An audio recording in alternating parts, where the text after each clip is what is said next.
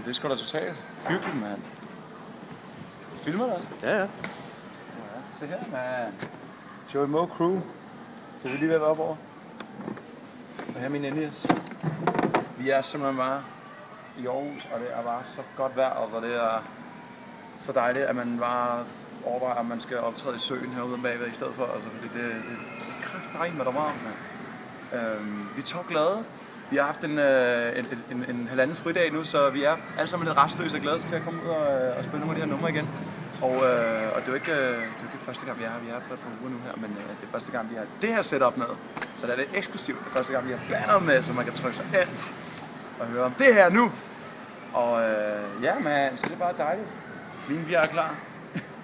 Frisk? Absolut. Ja, ja. Og vi har banner med. Et stort banner med. 4 nuller, som symboliserer midnat, som er min næste plade, den 1. oktober. Pete Fox er man. Ja, nu er det min tur til at filme. Say what? Hvor er de andre? Awesome. Så jeg også spise.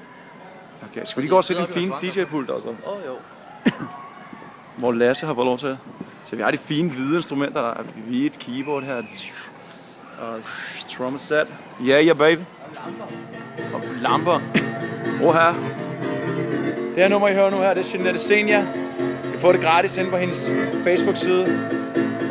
Og det er Xenia med Z og 2 i'er.